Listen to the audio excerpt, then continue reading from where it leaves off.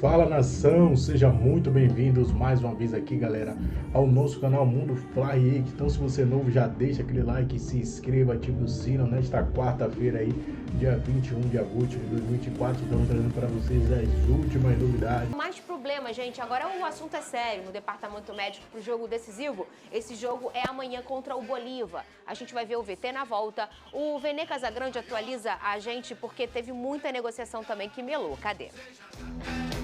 Os problemas por desfalques no Flamengo ainda parecem não ter fim. O mais recente é que o rubro-negro ficará sem Arrascaeta na altitude. Exames apontaram lesão no adutor da coxa esquerda do uruguaio. Ele já iniciou o tratamento, mas deve ficar fora por pelo menos 2 semanas. O camisa 14 havia sido substituído no início do jogo contra o Botafogo. Tite tem 7 desfalques confirmados para a partida contra o Bolívar. São eles Matias Vinha, Alan, Arrascaeta, Gabigol, Pedro, Everton Cebolinha e Wesley, que teve uma lesão no músculo anterior da coxa esquerda e não viaja. Esta é a primeira vez desde 2020 que o Flamengo não terá Gabigol, Pedro e Arrascaeta em campo. Nos últimos 4 anos, pelo menos um dos jogadores participou de um mata-mata da Libertadores, mas as lesões acabaram tirando os atletas do duelo. Por outro lado, a equipe terá o retorno de Pulgar, que estava suspenso na partida contra o Botafogo, e também De La Cruz e Luiz Araújo, que treinaram com o elenco e estão disponíveis para a partida na Bolívia. O Flamengo ainda tem mais um treino antes de viajar para La Paz e espera que o fantasma das lesões se afaste na busca pelo tetra da Libertadores. E será que existem sinais de que a gente está próximo de uma crise? Será que essa bomba vai explodir? Vocês são muito traídos, cara. Eu não. Ah, DJ. Eu? O Flamengo não é várzea. A gente não libera jogador sem assinar. Não. Aí a gente volta no passado, o Mateuzinho ficou lá uma semana no O Corinthians. Mateuzinho foi uma miragem. O que aconteceu ontem? Saímos do programa, a gente foi lá no camarim, aí estamos conversando, uma coisa legal, aí ele começa. Titi, tototó, tututu. Tatatá, titi, teteté. Aí eu, alguém perguntou, eu falei, esquece que ele tá com problema ali, né? Aí liga, de não sei o que, e liga, e olha o relógio. E ele aí não conta, não. Tá Ele na fala hora assim, de mofar. Pedrosa, abre meu Twitter aí. Eu ao lado dele. Pedrosa, abre meu Twitter aí. É, gente, aconteceu o pior. E foi bem na hora que a gente tinha acabado de sair do ar, não é, Vene? Foi exatamente a questão, como começar com o Wesley. O que aconteceu? Vamos lá, Vene? brincadeiras à parte, eu acho que é um assunto extremamente sério, porque mostra mais uma vez como a diretoria tem agido mal no mercado da bola.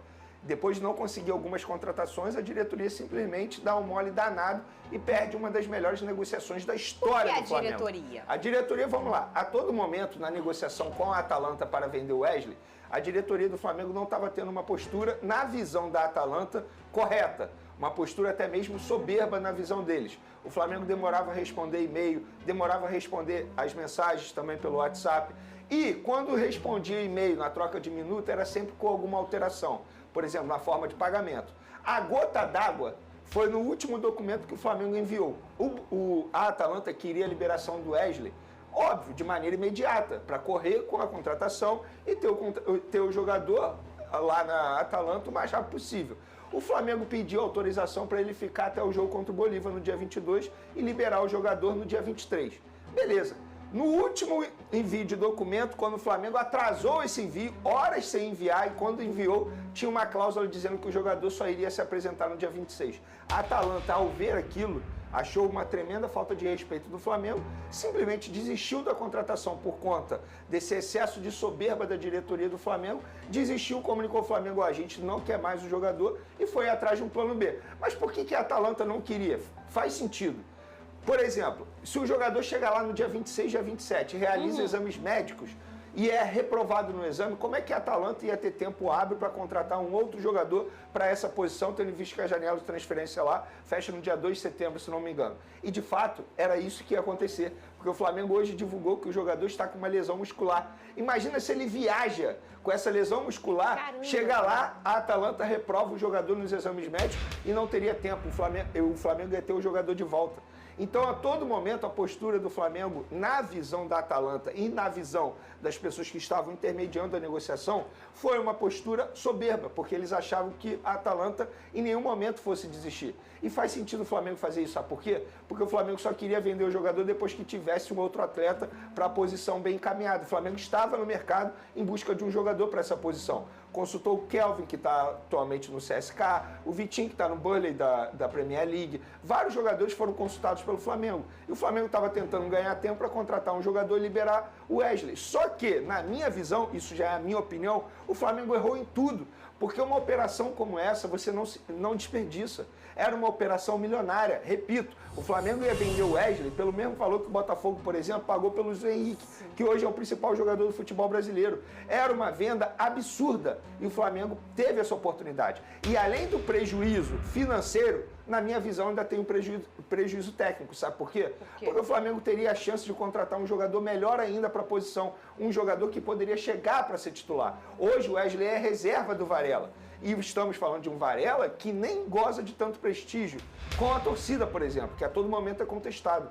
Então, novamente, uma bola fora da diretoria do Flamengo.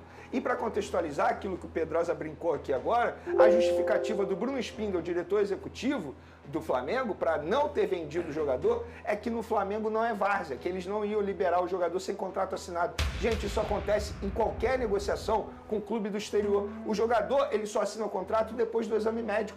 Como é que ele ia realizar os exames médicos aqui? A Atalanta queria ver o jogador de perto. Claro. Ele ia realizar o exame e depois assinaria o contrato. Isso é praxe no futebol. Isso é praxe no futebol, tanto é que o Flamengo liberou o Mateuzinho com o Corinthians. Estamos falando de um Corinthians que é várzea, literalmente. É várzea atualmente. E o jogador chegou a ser devolvido. Ficou uma semana treinando lá sem contrato assinado. Então essa justificativa do atual diretor executivo do Flamengo não cola. E sabe por que não cola? Porque ontem o jogador, no caso Wesley, ia viajar para Florianópolis para visitar a mãe, que mora lá, para se despedir da mãe e depois viajar para a Itália. Então o jogador já estava liberado pelo Flamengo para viajar. Então essa justificativa não cola. É óbvio que a todo momento o Flamengo achou que a Atalanta não fosse desistir. E aconteceu o pior. A Atalanta desistiu e o Flamengo perdeu uma baita oportunidade de fazer negócio. E eu vou além, só para finalizar o assunto. Se bota no lugar do jogador, porque o jogador ele ia ter um aumento salarial absurdo, além da oportunidade de jogar na Champions Europa. League. Ia jogar Champions League. Eu não gosto de falar de salário do jogador, mas nesse caso, como a fonte liberou, eu vou falar. O jogador ia ter um aumento salarial de quase 3 vezes mais. Ele ia ganhar cerca de R$800 mil por mês na Atalanta. Então, assim, se pôr no lugar do jogador, é óbvio que o jogador ficou extremamente frustrado. Tanto é que surgiu um vídeo nas redes sociais do jogador numa boate aqui no Rio de Janeiro, depois do jogo contra o Botafogo, e faz sentido aquele vídeo. Sabe por quê? O jogador estava se despedindo dos amigos, depois de um jogo, tudo bem, que ele atuou mal, eu entendo, mas ele estava se despedindo dos amigos porque ele iria embora. E no dia seguinte, era treino à tarde, ele se reapresentou normalmente. A gente sempre vive defendendo aqui que na hora de lazer do jogador, ele faz o que ele bem entender. Ele só não pode prejudicar o Flamengo.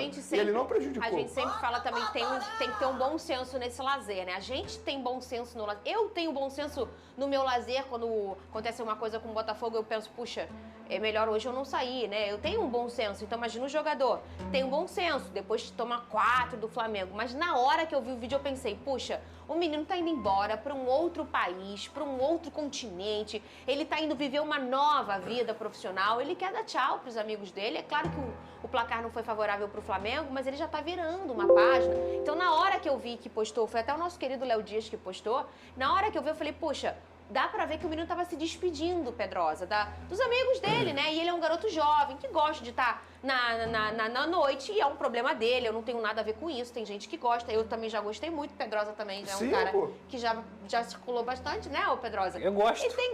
Gosto até hoje. É isso, e é o jeito dele. Então ele foi despedir dos amigos do jeito que ele gosta, dava pra ver que era uma sensação de tô indo embora. E essa interrupção é muito ruim até psicologicamente pro atleta, Pedrosa. Tudo um desastre. Essa situação toda é um desastre. Você não achou estranho? Porque assim, a gente elogia tanto aqui o Flamengo, Pedrosa, na hora de negociar. Mas eu não achei estranho, não. Pra mim, a palavra que define isso é soberba.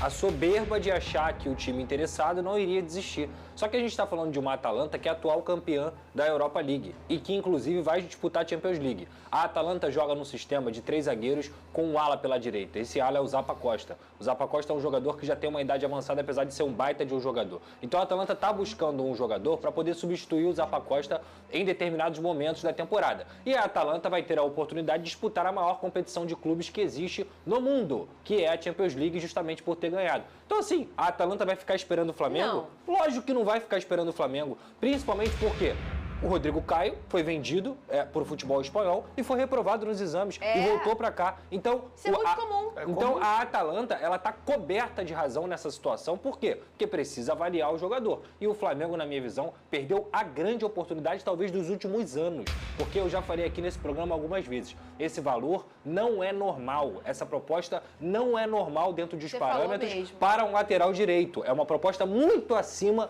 do normal para que o Wesley fosse para... Não estou criticando aqui o Wesley, não é demérito do Wesley. É só porque, para os parâmetros de futebol mundial, 20 milhões de euros é muito dinheiro por um lateral. Então, assim, o Flamengo perdeu uma grande oportunidade, na minha humilde visão, com tudo que o Vene relatou, por soberba, mexe com a cabeça do atleta. Quem garante que o Wesley agora vai conseguir desempenhar a temporada inteira com tudo isso que aconteceu com ele?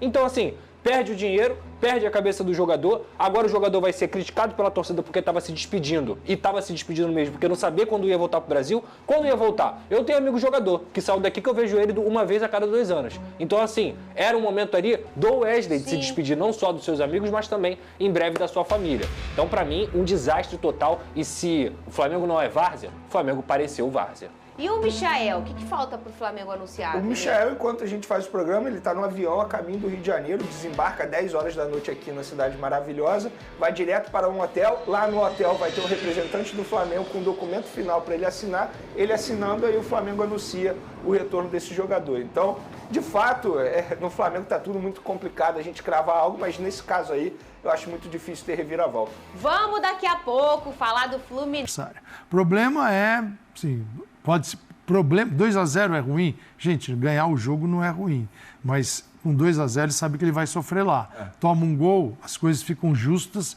e a equipe pode sofrer um pouquinho, porque o desempenho não é igual, tá? O único time que performou melhor, que teve um desempenho melhor na altitude, na fase de grupos, foi o Milionários, que saiu de 2.600 para 3.600. Veja o que chegou, entendeu? Foi o time, você olhando os números, tudo, você fala assim, eles encararam melhor. Por quê? Porque eles subiram, em relação ao que eles estão acostumados, 1.000 metros. Quem está ao nível do mar vai a 3.600, vai encarar um frio. É outra coisa. Pode ser 0, pode ser -2, tá? Tem sido assim na Bolívia esses dias. Então você pode chegar na hora do jogo com 2, 3 graus. E isso também faz diferença no rendimento, que é o frio, o jogador puxa e não vem, o ar, a bola fica mais rápida, tem menos resistência. Então, uma série de motivos que você tem que minimizar. Se minimiza como? Vencendo bem. Então, esse... Mengão aí segue ativo aí no mercado da bola após tudo tá fechado aí entre Michael e Flamengo. Michael chega hoje. A chegada de Michael no aeroporto aí do Rio de Janeiro está marcado para as 22 horas da noite. Então aqui a gente vai mostrar aqui para vocês também a chegada de Michael. Mas o Mengão sabe aí que precisa de novos reforços, está conversando aí com alguns representantes, alguns jogadores importantes que atuaram na Europa e que estão atuando na Europa. A bola da vez, comentado, até noticiado pelo próprio Marcos Braz, o Flamengo abre negociação aí com o atleta de 33 anos, lateral esquerdo, que já vestiu a camisa da seleção brasileira, que já foi convocado por Tite, na época que Tite comandava aí a seleção. O atleta tem 33 anos de idade, atualmente ele está lá em Portugal, né? Está em Portugal para tentar aí manter a sua condição física. Já rescindiu o contrato com a Juventus, está livre no mercado, então o Mengão não precisaria aí pagar nenhuma multa exorbitante para contratar aí o lateral esquerdo, que atuou um bom tempo aí na Itália, vestindo a camisa da Juventus.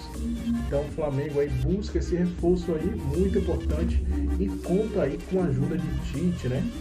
Tite, segundo algumas fontes, está sendo o principal aí articulador nessa negociação do atleta brasileiro e o Flamengo. Seria um reforço aí muito importante.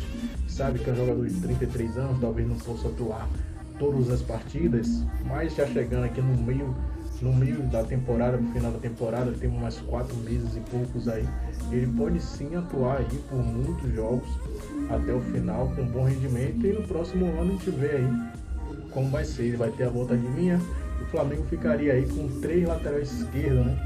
Seria uma boa aí pro Mengão. Mas eu quero que vocês deixem aqui nos comentários, galera, a sua opinião.